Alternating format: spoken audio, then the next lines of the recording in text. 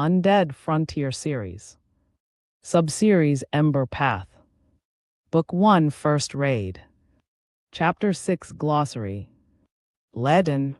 Definition: very heavy, feeling like metal. Example: the backpack felt like a leaden block secured to her spine. Abrasions. Definition: small wounds where skin is rubbed off. Example: ignoring the abrasions from the tunnel that burned under the pressure. Running on fumes. Definition: idiom, having almost no energy left. Example: she was exposed, dirty, and running on fumes. Veers. Definition: strong, wild, or intense. Example: halfway across, the familiar fierce wind rose again. Amplified. Definition: increased in strength or effect. Example: the dead weight of the box amplified the tilt. Scrape. Definition: the sound or action of something rubbing harshly against a surface. Example: the sharp crunch of gravel and the scrape of boot leather. Clarity. Definition: the state of thinking clearly. Example: the fatigue was gone, replaced by a cold, immediate clarity. Malice. Definition: a strong desire to hurt or harm someone. Example: Ember saw strong jealousy mixed with malice on Ratty's face. Threat. Definition: a danger, someone who might cause harm. Example: he is the threat. He is the killer. Despair. Definition: a strong feeling of having no hope. Example: a wave of crushing despair washed over Ember. Snorted. Definition: made a short, loud sound through the nose, often in anger or disbelief.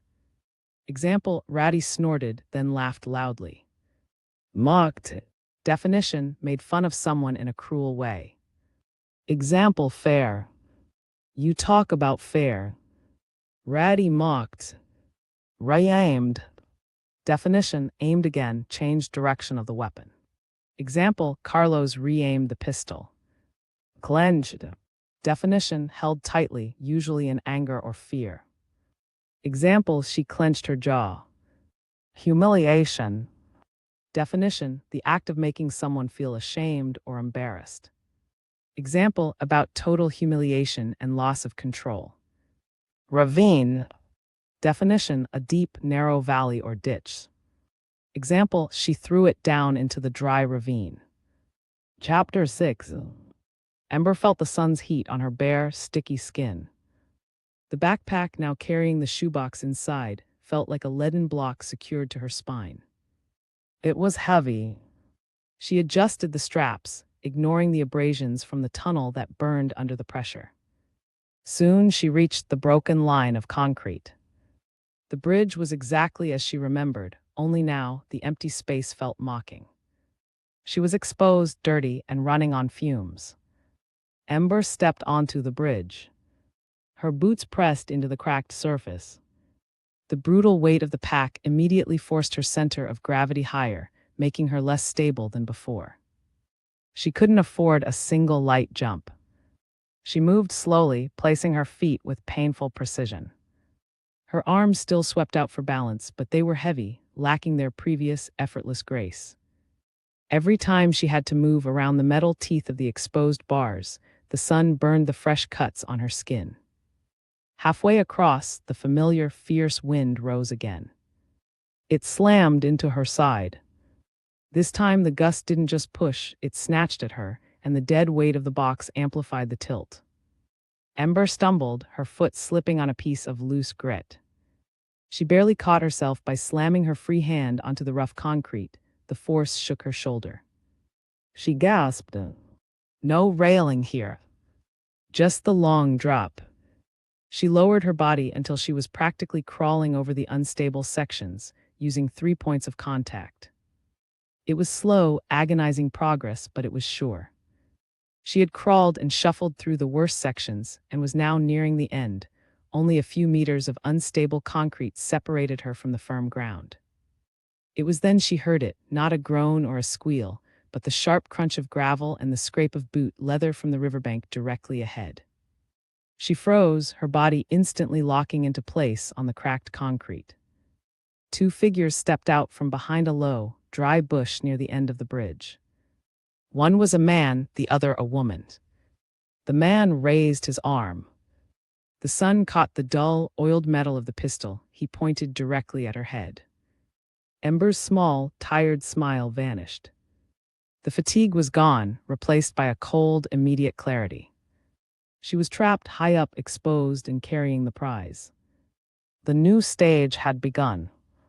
Ratty, Carlos, I'm so happy to see you, she gasped, a sound of weak, sudden hope in her voice. Thank God. Allies. I'm safe was her first thought. She tried to move toward them to step off the bridge. Carlos immediately ordered, "Stay there. Don't move, Ember." Ratty laughed, but it was a cold, dry sound. We're even happier to see you, darling. Her voice was full of cruel, strong pleasure. Carlos calmly raised his pistol.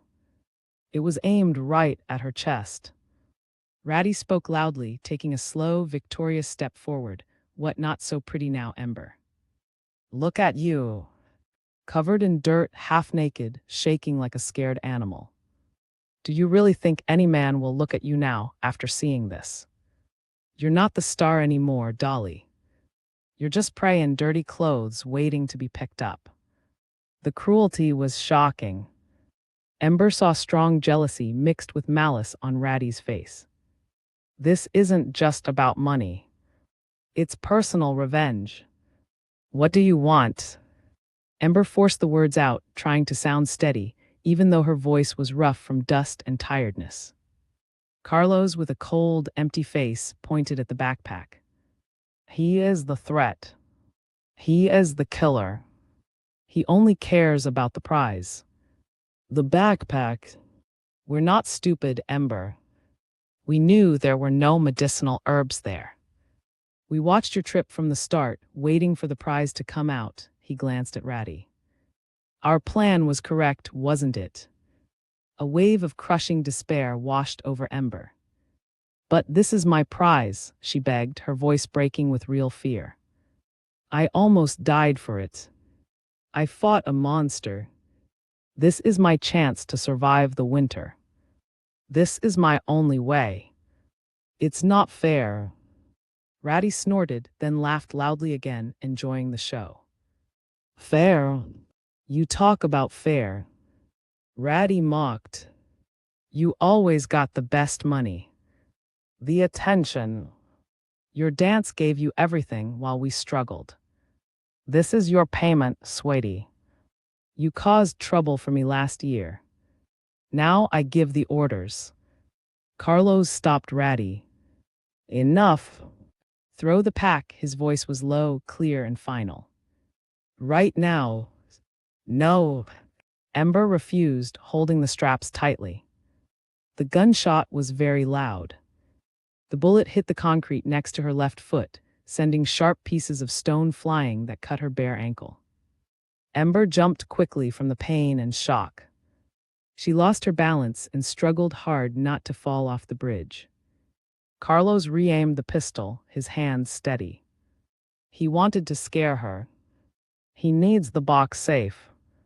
I'm serious. This is your final warning. Throw the pack or I'll shoot your knee. Then your shoulder. We'll get the goods later. Do you understand? You will beg me to stop before you die. The terror was absolute. Ember gave up fighting the logic. She lined down, defeated. She opened the clasps with shaking hands. With a final, painful breath, she threw the heavy backpack off her shoulder. It hit the bridge and rolled to Carlos's feet. Ratty happily picked up the pack. Good girl. Now the rest. Strip. Ratty commanded, her eyes shining with hate. Everything. Throw it down. You are used to performing for men, aren't you? Just a smaller audience now. Ember's body was filled with boiling rage and disgust, but she clenched her jaw. They won't let me live. I have to gain a second. She knew this was about complete destruction of her will. It was not about shame, it was about total humiliation and loss of control. She slowly raised her hands to her sports bra. "Fine," she whispered. "You get your show." Her fingers unhooked the clasp. She pulled off the wet, dirty bra and threw it into the dust. Ratty yelled in delight. "Now the underwear." Ratty commanded. "Show us everything. This is your final bow, Ember." She slowly moved her hands to the last piece of fabric. "Play the role. Win the time." She removed the underwear and, with a look of pure hatred, threw it down into the dry ravine. She was completely naked before her enemies, dirty, exhausted, and without any way to defend herself. Ratty coughed with laughter. "There she is. Our stage queen. Standing like a wet rat. Don't worry, Carlos, she won't tell anyone about our little secret now." Carlos smiled, the final sign of victory. He raised the pistol slightly higher, aiming for her head. The humiliation was over. "Goodbye, dancer," he said sharply. His eyes went narrow, preparing for the shot. "Now," Ember pulled back violently, pushing off the concrete with all her final, desperate strength. She leapt sideways into the nearest large crack in the bridge, aiming for the shadows below the structure. At the exact same time, the gun fired. The bullet flew past her ear, hot and sharp, missing her head by an incredibly small distance, as she fell quickly into the darkness below the bridge.